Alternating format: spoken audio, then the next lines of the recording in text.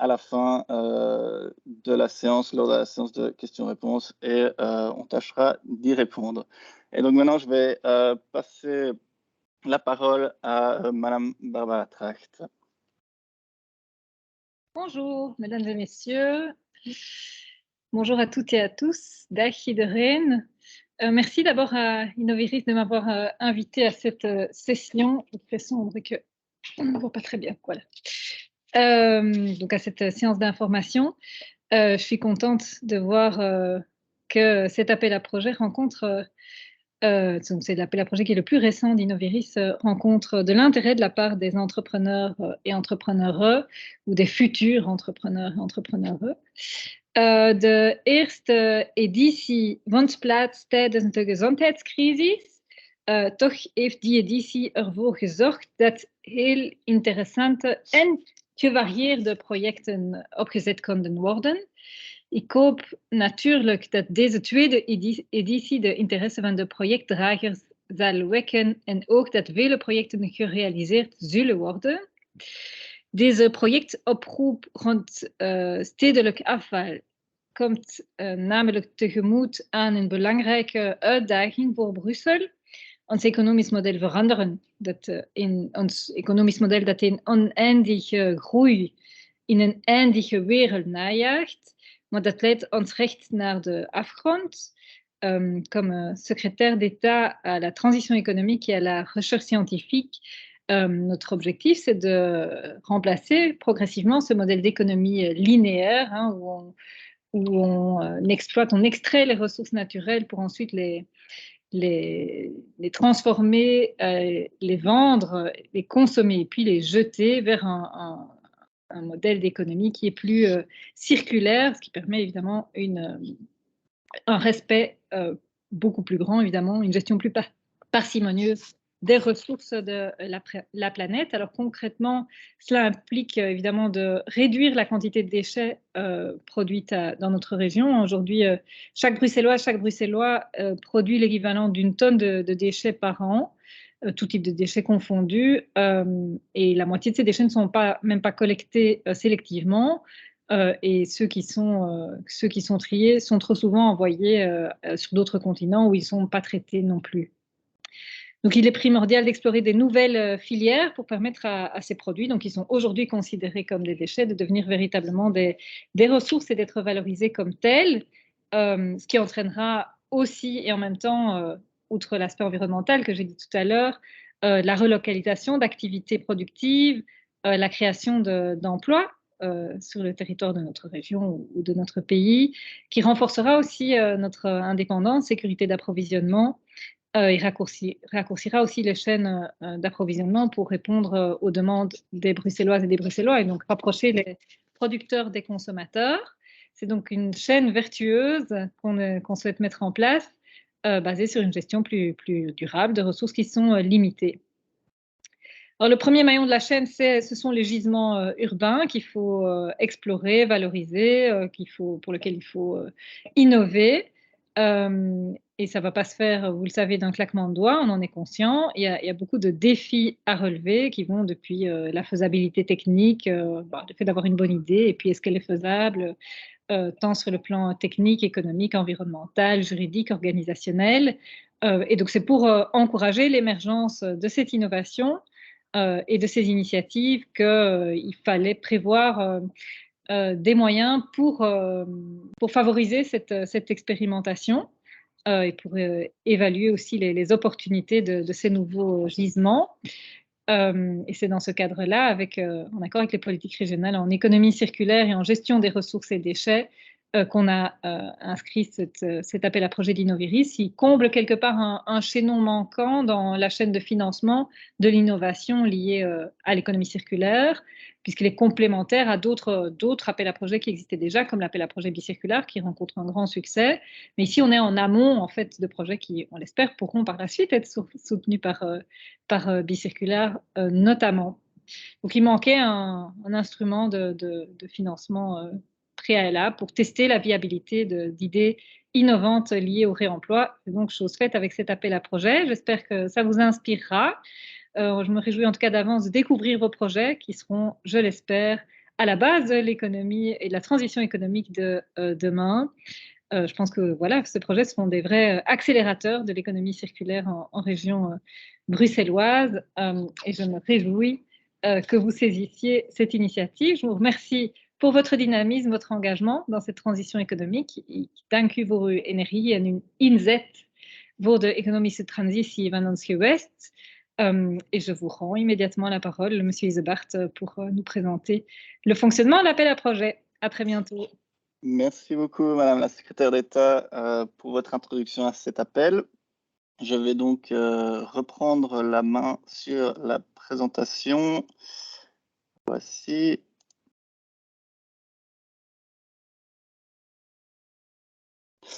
Et voilà, donc maintenant je vais vous présenter plus en détail les modalités de cet appel à projet valorisation de gisements urbains.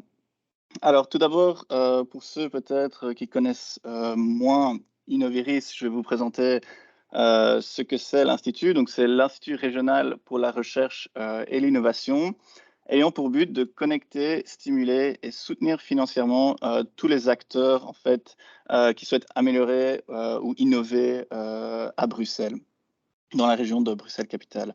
Donc, le slogan d'Innoviris, c'est We Fund Your Future. Donc, le but d'Innoviris, entre autres, est de proposer des programmes de financement pour contribuer au développement de la région de Bruxelles-Capitale. Alors, Innoviris est composé de 3 cellules différentes. Premièrement, la cellule de recherche stratégique. Donc, cette cellule a pour but de financer plutôt les acteurs non économiques et purement académiques. Ensuite, on a la cellule de sensibilisation à la science qui a pour but de promouvoir la science en RBC.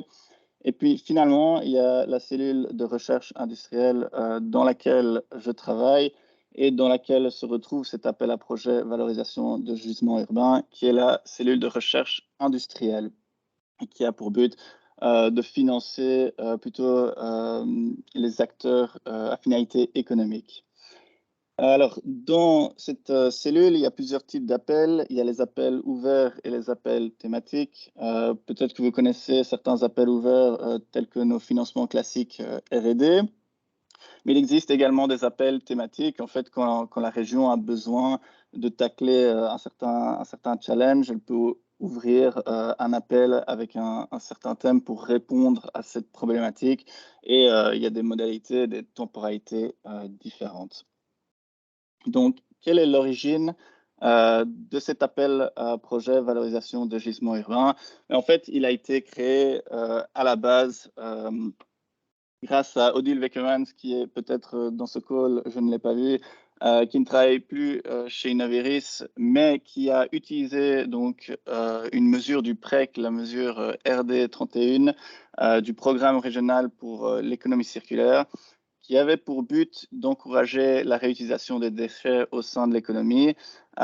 Et donc, cette mesure a permis en fait de créer le programme de financement Innoviris, qui est le programme de valorisation de gisements urbains. Et donc, ce programme est un peu différent des autres programmes. Comme l'a mentionné Mme Barbara Track, il a pour objectif les entreprises et aussi à court terme, parce qu'en fait, nos autres programmes de financement disponibles avaient tendance à avoir une temporalité plus longue et il était nécessaire de proposer un programme qui avait plus un objectif court terme.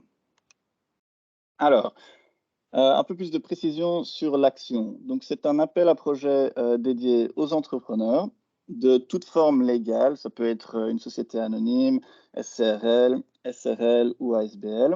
Mais c'est important de soumettre le projet avec une entité légale.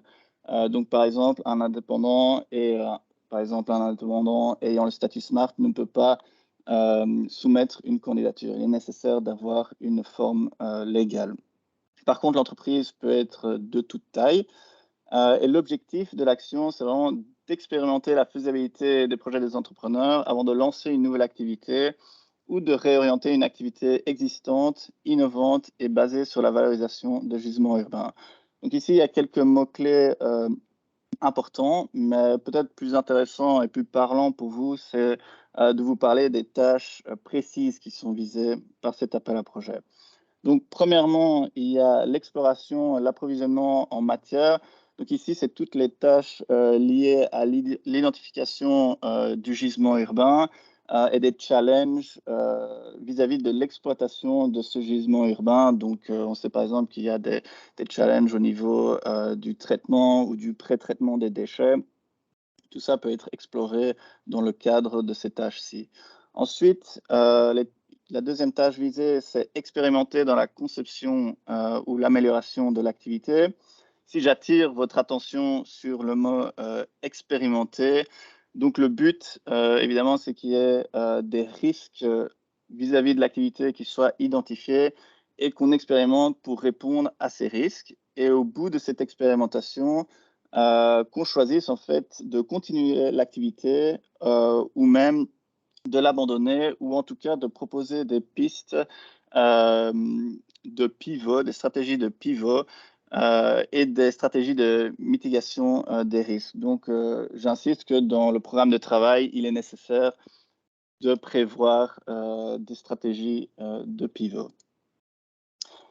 Alors, la troisième tâche visée, c'est de valider la demande locale et la viabilité économique. Donc, pour la plupart des appels à projets Innoviris, on demande que les projets soient pérennes économiquement sur le long terme.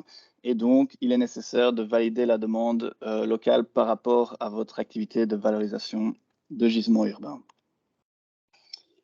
Alors, quelles sont les activités de valorisation couvertes? Donc, il y a la réparation, la transformation, l'upcycling, le démontage, le remanufacturing et le recyclage. Donc, voilà, c'est une liste, on pense, qui couvre pas mal des activités de valorisation de gisements urbains.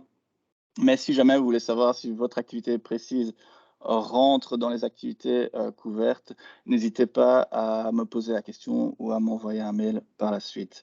Aussi intéressant, parce que je l'ai déjà pas mal dit depuis le début de la présentation, c'est la définition du mot gisements urbains. Donc, en fait, il s'agit de tous les flux de matières produits et rejetés par les acteurs de la ville ou transitant sur son territoire. Maintenant, je vais vous parler un peu du cadre légal de cet appel. Donc, il s'agit de l'étude de faisabilité. Pour ceux qui connaissent, c'est un peu différent des aides de minimis. Un de nos autres appels à projet PISI, utilise par exemple les aides de minimis. Et la différence, c'est que ceux-là sont plafonnés à 200 000 € sur 3 années consécutives, tandis que le cadre légal de l'étude de faisabilité n'a pas de plafond. Par contre, le cadre légal nous impose deux choses. C'est que les projets proposés proposent des activités nouvelles et novatrices. Donc, nouvelles, ça veut dire qu'il y a des risques assez conséquents pour justifier une intervention de la région. Et novatrice, c'est-à-dire que par rapport à ce qui existe déjà sur le marché, l'activité doit être innovante et innovante par rapport aux pionniers du marché. Et donc, qui dit risque dit également la nécessité d'une démarche d'expérimentation, d'identifier ces risques et de proposer des stratégies pour tenter de répondre à ces risques. Alors, maintenant, les aspects pratiques de l'appel à projet. Donc, il n'y a qu'un demandeur, une entité légale qui peut soumettre un projet. Des projets de coopération entre entreprises sont possibles. Si c'est votre cas, n'hésitez pas à me contacter pour que je vous donne les détails précis de ces projets en coopération, mais sachez que c'est tout à fait possible. Je l'ai déjà dit, toutes les formes juridiques sont acceptables, société anonyme, SRL, etc. Il faut un siège d'exploitation en région de Bruxelles-Capitale. Et par rapport aux subsides, selon la taille de votre entreprise, vous recevrez une proportion de subsides différente. La taille de votre entreprise peut être calculée selon des règles qui se retrouvent dans le règlement qui est disponible sur le site d'Innoviris, mais sachez que pour une petite entreprise, vous recevrez 70%, 60% pour une moyenne entreprise et 50% pour une grande entreprise. Mais qu'importe la taille de votre entreprise, ça veut dire que l'entreprise doit apporter une quote-part au budget total du projet. Une autre condition, c'est que l'entreprise ne soit pas en difficulté financière. Et puis finalement, les projets doivent durer un minimum de 6 mois. Minimum de 6 mois parce qu'on a identifié qu'une étude de faisabilité doit répondre à des risques assez conséquents et que pour répondre à ces risques, il faut un minimum de 6 mois dans vos projets. Alors, quels sont les frais éligibles? Il y a les frais classiques, comme les frais de personnel, c'est simplement le nombre d'ETP dont vous aurez besoin pour mener à bien votre projet. Il y a également les frais de sous-traitance. Il y a les frais d'investissement. Donc, par exemple, si vous avez une machine que vous utilisez durant votre projet de recyclage, en fait, on ne va pas vous payer la machine dans son entièreté, mais on va par exemple vous payer le pourcentage d'utilisation de la machine pour le projet. Ensuite, il y a les frais d'exploitation. Ici, il s'agit de tous les frais d'approvisionnement du gisement urbain et des fournitures, par exemple, nécessaires pour mener à bien votre projet. Alors, Barbara Tract en a parlé pendant son introduction à l'appel. Il y a une complémentarité entre l'appel à projet valorisation de gisement urbain et celui de Bicirculaire. La différence, c'est que Bicirculaire a un focus sur la commercialisation, sur la mise sur le marché, tandis que valorisation de gisement urbain a un focus sur l'étude de faisabilité d'une activité nouvelle ou novatrice. Donc, ça paraît logique qu'il faut d'abord étudier la faisabilité de l'activité avant d'essayer de la commercialiser. Et c'est pour ça que cet appel Innoviris est positionné en amont de l'appel bicirculaire. Aussi, l'appel Innoviris a une durée de minimum 6 mois pour la phase d'expérimentation, tandis que chez Bicirculaire, vous pouvez également faire une phase d'expérimentation, mais de maximum 6 mois, qui démontre que le focus est bien sur la commercialisation chez Bicirculaire. Alors, la thématique est un peu différente dans les deux cas. Donc, chez Bicirculaire, c'est une thématique plus large en économie circulaire, tandis que pour l'appel à projet valorisation de gisements urbains, c'est aussi une thématique d'économie circulaire, mais plus précisément sur les déchets et sur la valorisation de gisements urbains. Et puis finalement, le cadre légal est différent. Je vous en parlais, donc bicirculaire, c'est un cadre légal de minimis plafonné, tandis que le financement R&D de gisements urbains n'est pas plafonné. Alors, le planning. Donc, on est aujourd'hui le 1er avril pour la séance d'info. L'appel a débuté début de cette semaine et se terminera donc le 15 juin. Ensuite, on aura 4 mois chez Innoviris pour évaluer les projets qui ont été soumis. Et qu'est-ce qu'on va faire précisément pour cette évaluation? D'abord, on va recevoir les dossiers. Ensuite, on va vérifier l'éligibilité de ces dossiers.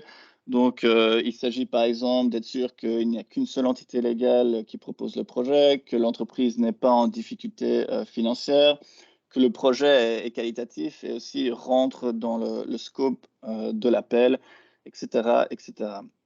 Ensuite, on va prévoir une réunion d'instruction. Donc, on essaye de se rendre dans les entreprises pour avoir une présentation orale de l'entreprise sur le projet. Et ensuite, on va faire une séance de questions-réponses.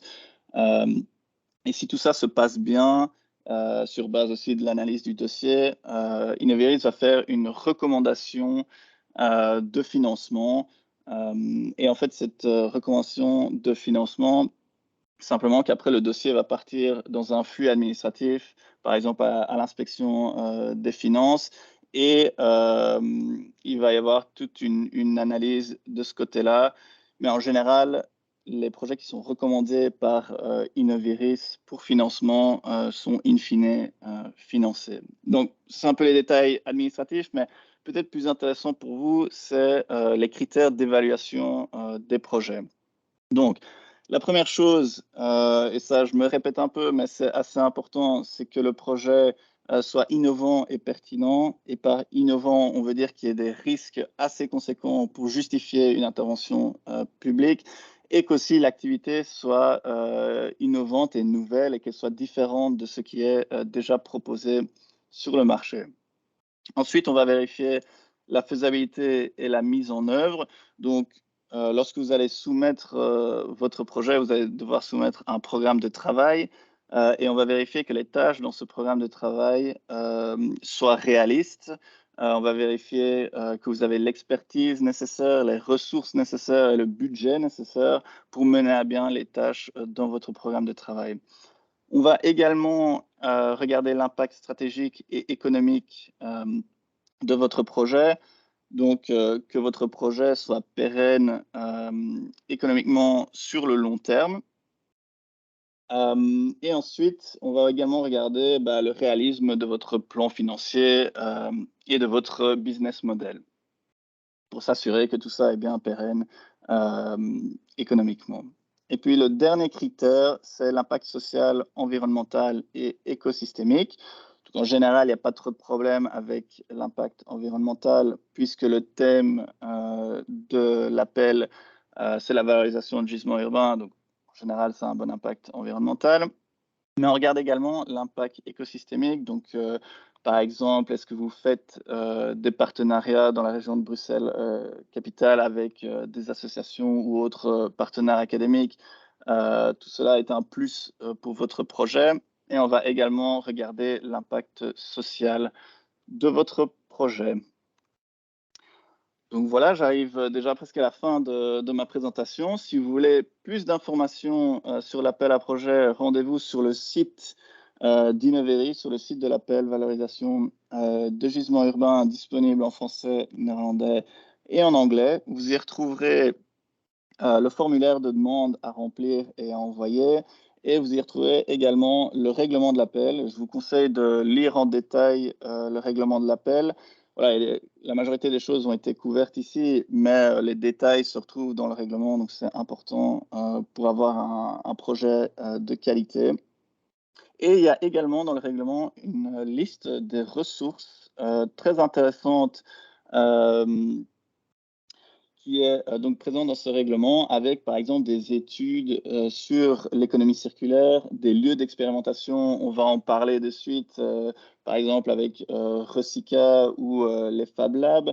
Il y a aussi des services d'accompagnement pour vous aider dans votre projet en économie circulaire. On va également en parler avec la présentation qui suit. Et j'attire votre attention sur une nouveauté qui m'a été transmise en fait par Odile, qui est qu'il existe maintenant chez Bruxelles Environnement un facilitateur pour les permis dans l'économie circulaire. Donc c'est intéressant par exemple parce que certains gisements urbains, il faut ce qu'on appelle une fin de statut de déchet. C'est un cadre légal et il faut ce permis pour pouvoir exploiter certains types de déchets. Donc, c'est intéressant pour être sûr que vous êtes en ordre au niveau légal de prendre contact avec ce nouveau service de Bruxelles Environnement. Et voilà, donc c'est tout pour ma présentation. N'hésitez pas à m'envoyer un mail, évidemment à me poser des questions lors de la séance de questions-réponses, mais si vous avez quelque chose de plus détaillé à me demander, n'hésitez pas à m'envoyer un mail à gisbart@innoveris.bruxelles. Donc, je vais maintenant passer la main à Patricia Foscolo de Hub qui va vous présenter l'overview de l'offre régionale en économie circulaire.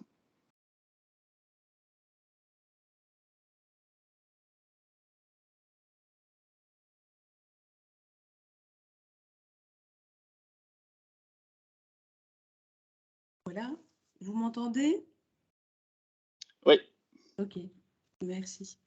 Bien, donc, je vais vous présenter l'offre d'accompagnement en matière d'économie circulaire qui est issue principalement du travail qui a été fait dans le cadre du programme régional en économie circulaire, pour lequel vous voyez une série d'acteurs qui sont dans le bas du slide, qui portent ce programme qui est incorporé dans la stratégie régionale de transition dont on vous parlera probablement très bientôt. Et donc, il y a essentiellement 3 grands types d'offres. Tout d'abord, la plateforme de soutien à l'économie circulaire qui est issue du programme et aussi qui est en copilotage en fait entre Hub Brussels, l'agence bruxelloise pour l'accompagnement de l'entreprise, et Bruxelles Environnement, donc, dont on vous a déjà parlé. Cette plateforme a un triple même objectif. Tout d'abord, de rendre l'offre de soutien en économie circulaire cohérente et visible pour l'ensemble des entreprises de la région, mais aussi de favoriser le partage d'expériences entre les différents acteurs qui font l'objet de cette plateforme, qui sont des acteurs qui viennent de l'accompagnement, du financement, de la localisation. Mais également d'identifier la perception de l'économie circulaire à travers des enquêtes ou des baromètres qui vont se poursuivre. Donc 2 baromètres ont été faits jusqu'à présent et un 3e est sorti ou va sortir très prochainement sur la transition au sens plus large. Mais l'économie circulaire en fera également partie. Alors, si on rentre dans l'offre de soutien aux entreprises, ici, vous avez une vue du site Bicircular, qui est le circulareconomy.brussels, qui est le site qui recense l'ensemble des offres et toute une série aussi d'informations très utiles que vous voyez structurées un petit peu en dessous dans les différentes icônes, notamment si je veux m'informer. J'ai toute une série d'informations. Si je veux m'inspirer, j'ai des exemples à travers notamment l'appel à projet bicirculaire qui a permis de mettre en valeur toute une série de choses qui se sont faites au sein de la région. J'ai aussi la possibilité de me faire accompagner. Puis, j'ai aussi la possibilité de trouver du financement en matière d'économie circulaire et de la localisation. Si je veux aller sur le site, je dois donc aller là où vous voyez la flèche dans le soutien aux entreprises et vous aurez à ce moment-là ces petites icônes-là. Pour pouvoir aller sur l'offre d'accompagnement, il faudra aller au milieu. Donc là, vous voyez, il y a un petit dessin qui montre l'accompagnement. Et dans cette partie du site, vous allez retrouver 41 offres en matière d'accompagnement qui sont réparties en 3 grandes catégories. Des offres générales qui sont les plus nombreuses. Il y a 35 offres sur ce plan-là. Il y a quelques offres, mais relativement peu pour l'instant, dans le secteur de l'alimentation et 4 offres qui sont ciblées sur le secteur de la construction. Si on regarde les offres générales, on a une subdivision à travers différentes thématiques pour pouvoir se retrouver plus facilement dans ces différentes offres. Et donc, on a la possibilité de rentrer pour définir ou évoluer son modèle économique, donc aller vers des business models de l'économie circulaire. C'est typiquement dans cette porte-là qu'on pourra trouver une offre d'accompagnement. Il y a aussi l'accompagnement pour l'éco-conception, donc concevoir son produit ou son service en tenant compte de tous ces aspects, de tous ces impacts environnementaux. Il y a aussi une porte d'entrée qui va permettre d'optimiser la gestion des ressources et des déchets au sein de l'entreprise dans cette perspective de valorisation des flux au niveau local, d'écologie industrielle. Il y a aussi une porte d'entrée qui permet d'initier des démarches d'économie circulaire plutôt en partenariat avec d'autres acteurs localement et donc faire travailler l'écosystème local.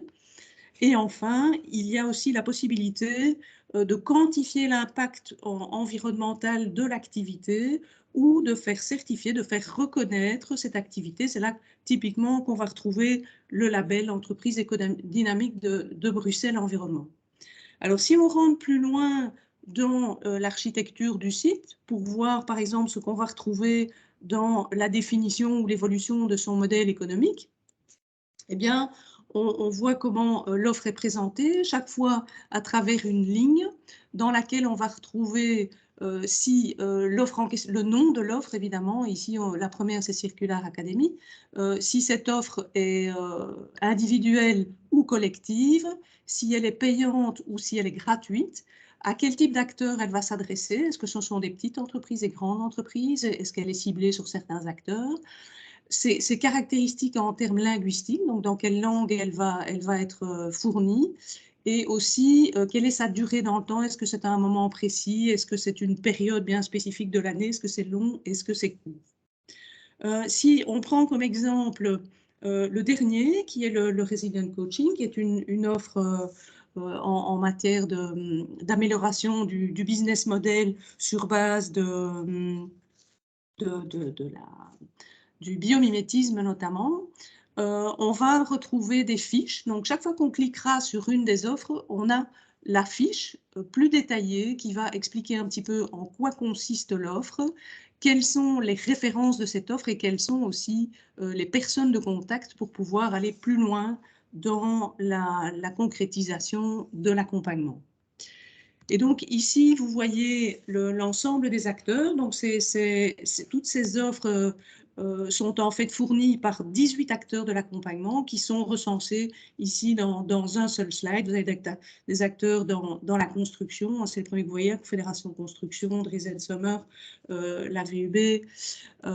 Et puis, vous avez des offres qui sont plus générales, Ernst & Young, Groupe One, Imatera, Ecores, UCM, Irisfer, voilà, etc.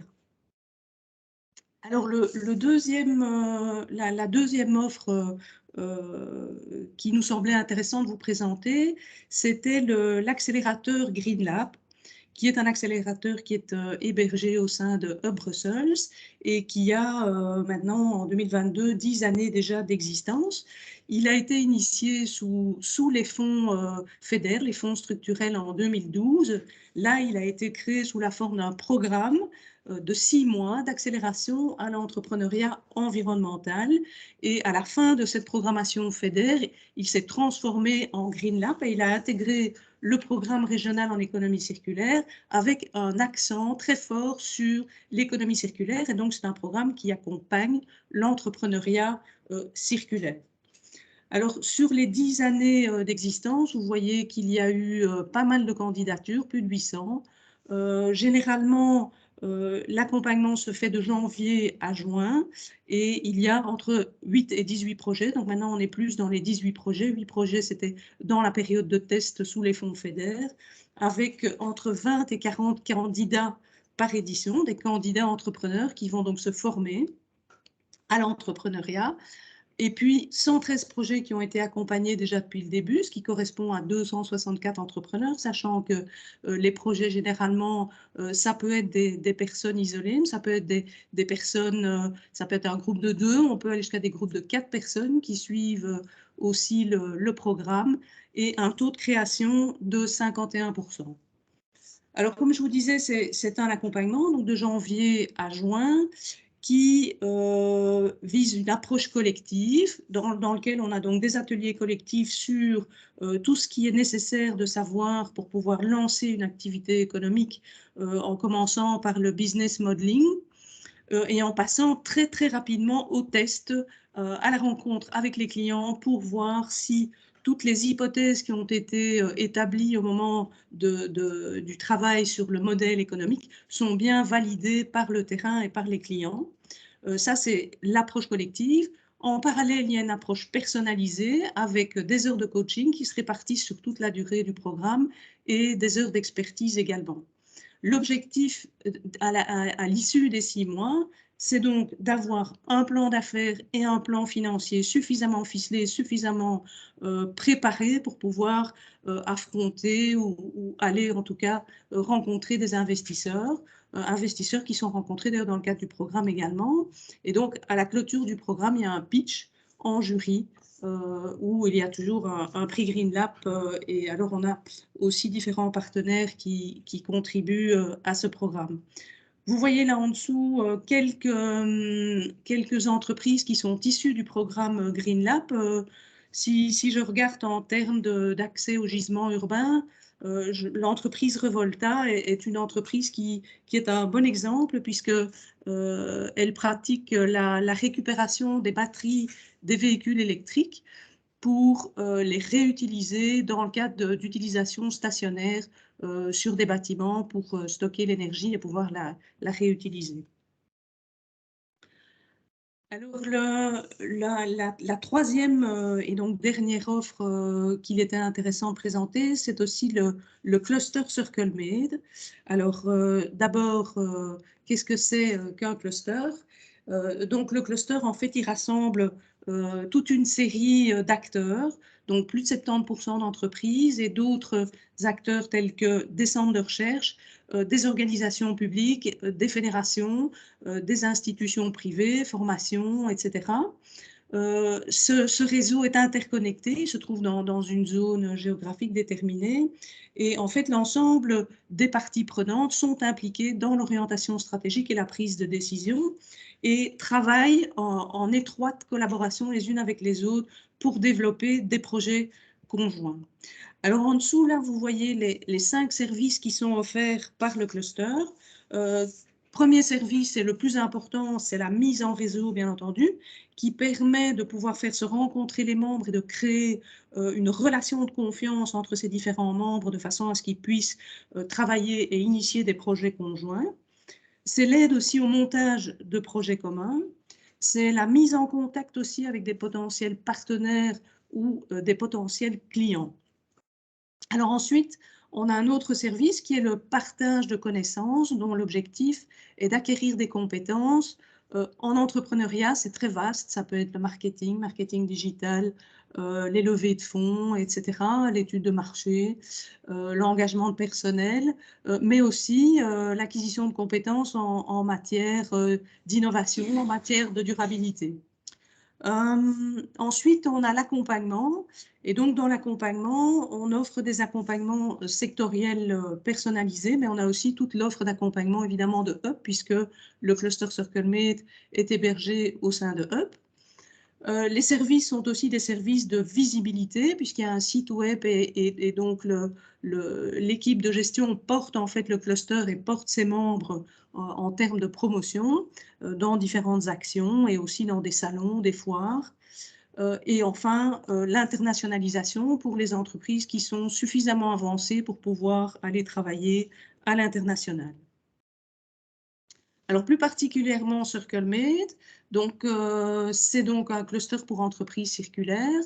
Les projets peuvent arriver là lorsque l'entreprise est un peu plus avancée qu'à la sortie du Green Lab, c'est-à-dire qu'elle a créé son activité, qu'elle a aussi trouvé quelques clients et donc elle a commencé à travailler. Et donc, pour pouvoir rentrer dans ce cluster, il faut pouvoir appartenir à un des business models de l'économie circulaire. Vous avez ici en synthèse les 4 modèles qui sont la base de l'entrée dans le cluster. On peut appartenir à n'importe quel secteur d'activité, ça n'a pas d'importance. C'est un cluster d'ailleurs multisectoriel. Et donc, le premier, c'est l'ESISMO, donc c'est l'approvisionnement durable, qui fait qu'on va se baser sur un produit qui vient de ressources renouvelables. Et donc, c'est l'acquisition de produits ou de matières biosourcées ou de sources renouvelables. Ensuite, il y a Use Better qui permet d'améliorer la manière dont on utilise la matière. Et là, c'est l'économie du partage auquel on pense. Ça peut être l'économie de la fonctionnalité aussi, où on va offrir le service plutôt qu'un produit. Make It Last qui concerne l'allongement de la durée de vie, qui est basé sur l'éco-conception. Et enfin, Close the Loop qui va permettre de valoriser un produit qui est plutôt en fin de vie par la réutilisation, le réemploi, le remanufacturing ou le recyclage. Alors, CircleMate a été créé en 2018 et est composé actuellement de 81 entreprises et de 18 partenaires. Et donc ici, vous avez un petit échantillon, tout le monde n'est pas repris, et vous avez quelques entreprises dont on pourrait considérer qu'elles sont aussi actives sur les gisements urbains. Si on prend par exemple Ressortec, qui a développé un fil qui va se décomposer à une certaine température et permettre que les textiles soient désassemblés en passant dans un four spécifique pour pouvoir aller ensuite vers le recyclage ou la réutilisation des différentes pièces. Voilà. Et comme un petit dessin vaut toujours mieux qu'un long discours, ici vous avez une vision en fait du positionnement dans la chaîne de valeur de l'entrepreneuriat vert ou économie circulaire, de l'accélérateur Green Lab, qui est donc très en amont, tout au début, à la création des projets, avant leur lancement même, et puis le cluster qui est plus loin dans le développement de l'entreprise, au moment où l'entreprise commence à trouver son marché et ses clients. Et voilà, je vous remercie pour votre attention et je suis disponible pour des questions. Merci beaucoup, Patricia, pour cette présentation intéressante. Je propose aussi que si quelqu'un a une question spécifiquement pour cette présentation, qu'il ou elle la pose maintenant. Voilà, je vous laisse 2 minutes en attendant que Nicolas partage son écran pour vous présenter Recyca.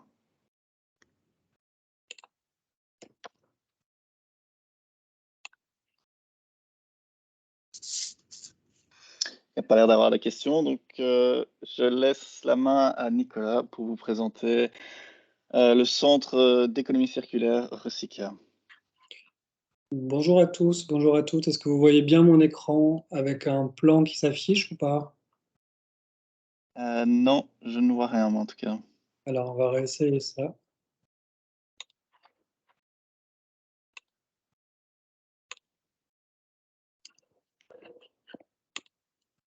Comme ça, vous voyez quelque chose? Toujours pas de mon côté. C'est un petit peu embêtant, excusez-moi.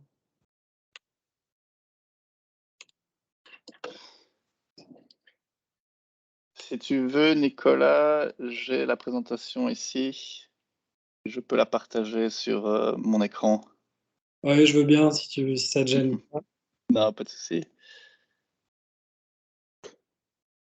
Est-ce que tu peux la mettre en grand écran? Je peux la mettre en grand écran. Je ne sais pas trop comment on fait ça avec un PDF, pour être honnête. Tu vas dans affichage, afficher en grand écran. Mode plein écran, tu vois, juste en dessous. Mode plein écran. Ouais. Voilà, merci Gilles. Donc, bonjour à toutes, bonjour à tous. Je suis Nicolas Lambion, coordinateur du projet Recyca. Alors, projet Recyca, c'est quoi? Projet Recyca, en fait, c'est avant tout une plateforme qui est dédiée au métier de l'économie circulaire, et plus principalement un site industriel qui appartient à Bruxelles Propreté. Au sein de ce site, on accueille un certain nombre d'entreprises qui sont spécialisées dans la valorisation de déchets en ressources, que ce soit des startups, des ASBL, des entreprises d'économie sociale, des étudiants, voire même des entrepreneurs qui sont en phase pré-industrielle. Ces entreprises forment ce qu'on appelle un écosystème qui est en interaction constante en termes de partage et d'échange de savoir et de savoir-faire.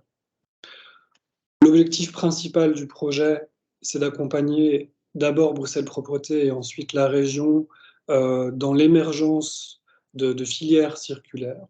Alors, qu'est-ce qu'on entend par filière circulaire? Je crois que ça a déjà été exprimé plusieurs fois lors de la présentation, mais donc, une filière, c'est quoi? C'est le traitement de volumes importants et constants de déchets.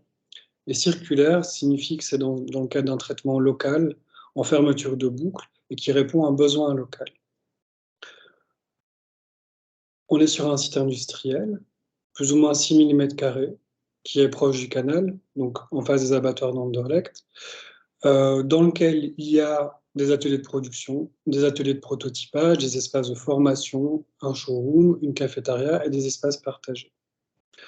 Dans le cadre de l'appel à projet ici, et de manière plus générale au niveau stratégie régionale, on a mis en place 3 étapes donc, pour pouvoir arriver à l'élaboration de ces filières circulaires. On a mis en place 3 étapes, que sont une étape d'idéation, donc l'émergence d'une idée et d'un projet, une étape de prototypage, une étape de production.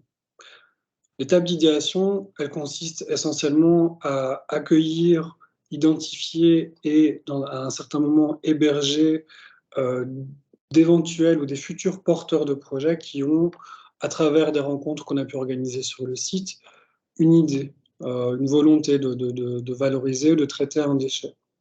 Ça passe par deux canaux principaux que vont être d'abord la mise en place d'animations, d'ateliers, de Repair Café par exemple, et puis de manière complémentaire, le renforcement de ces idées par la mise en place d'un pôle académique. Donc, on est en train d'installer sur le site un pôle académique dédié à l'innovation sociale et circulaire, qui va être encore notamment complété par un pôle de formation en économie sociale. Pour que cette idée devienne projet, donc qu'elle ne reste pas uniquement au stade d'idée, il faut qu'on puisse passer à une deuxième étape, qui est une étape de prototypage. Donc, on passe là dans une étape qui est plus de test matière. Donc, on va travailler sur un déchet, on va l'expérimenter, mettre en place des phases de recherche et développement, de design. On va pouvoir travailler avec des outils qui sont présents sur le site, dans les espaces qui sont dédiés. Donc, ici, l'étape 2 qu'on voit sur le plan, qui est vraiment l'étape dédiée aux tests, aux expérimentations et donc au prototypage à travers un atelier de prototypage. On est là sur des flux qui seront ponctuels et peu volumineux, qui permettront aux porteurs de projets, donc a priori ici les porteurs de projets de l'appel à projet, donc de mettre en place ces phases d'expérimentation, de prendre le temps du test, de prendre le temps de la certification. La troisième étape pour arriver à l'objectif général du projet, donc de monter en filière, est l'étape de production. Pour ça, on a un espace qui est l'atelier de production au centre, là qu'on voit en rouge donc au milieu du site, qui en fait permet aux projets qui ont été certifiés, donc pour lesquels il y a eu toutes les étapes de validation qui ont été réalisées, que ce soit en termes environnementaux, en termes qualitatifs, en termes de business model, de non plus être dans une échelle petite, flux ponctuelle et peu volumineuse, mais travailler sur une échelle beaucoup plus importante, déjà en mode pré-filière, qui va être une échelle avec des flux donc constants et volumineux. Durant cette étape-là de production, on a par exemple ici un projet qui s'appelle Belle Albatros, qu'on a pu voir lors des différentes slides, notamment de chez Patricia. Ce qui est étudié et ce qui est mis en conditions réelles, sont les modes logistiques, les modes de production, la manière dont les lignes de production s'organisent, la manière dont les déchets sont acheminés en entrant et en sortant, et évidemment la manière dont les plans d'affaires et les business models prennent place au niveau des volumes de production plus importants.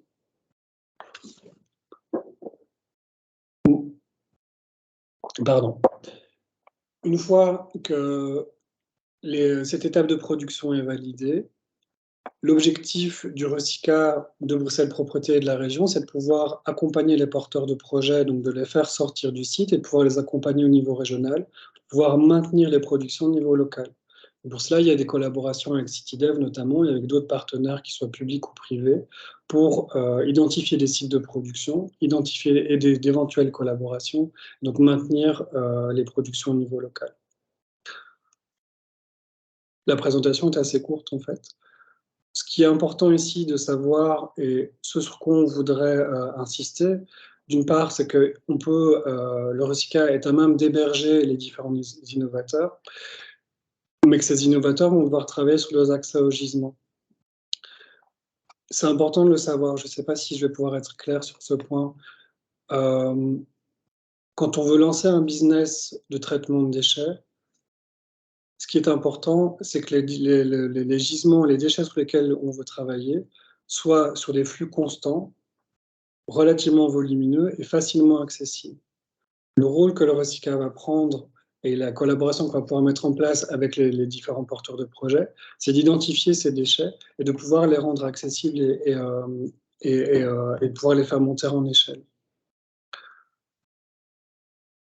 Ce qui est important également de savoir, et sur ce point on va pouvoir travailler ensemble également, c'est les différentes phases qui vont être nécessaires pour pouvoir transformer ces déchets. Donc là, il y a différentes phases à identifier, que sont des phases de tri, des phases de pré-traitement, et toutes les phases qui sont liées à la logistique, au stockage et au transport. Voilà, c'est à peu près tout ce qu'il y avait à dire sur le projet. Je vous remercie. Merci beaucoup, Nicolas, pour cette présentation de RECICA. Alors maintenant, on va passer à la dernière partie de cette séance d'info, c'est les questions-réponses. Donc, je n'ai pas vu de questions spécifiques dans le chat, donc si vous avez une question, c'est le moment.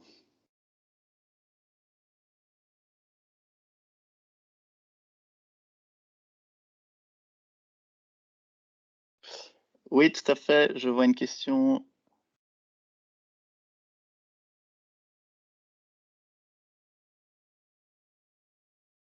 Donc, par rapport à la question de Hugo, bonjour, une activité essentiellement basée sur la collecte de déchets, revalorisation réalisée par des partenaires, peut-elle prétendre à l'accompagnement d'Innoviris? Donc, a priori, je vais répondre non, parce qu'il faut que l'activité de revalorisation soit au sein du porteur de projet, de la personne qui soumet le projet.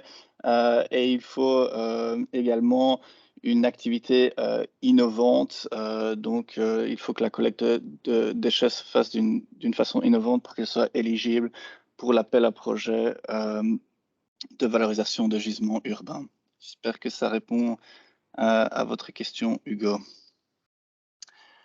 Alors, pour la question de Just Electronic, est-il possible de combiner bicirculaire plus Innoviris? Oui, tout à fait. Il est possible de combiner les deux appels. Donc, bicirculaire, pour le moment, vient de passer un premier round de projets, d'intention de projets de dossiers qui ont été soumis.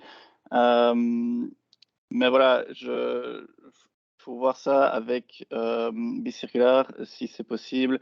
Donc, une fois que l'étude de faisabilité a été faite chez Innoviris, vous pourrez l'année prochaine soumettre un projet plus avec un focus de commercialisation chez Bicirculaire. Peut-être juste pour compléter, donc Nicolas Vautrin d'Innoviris.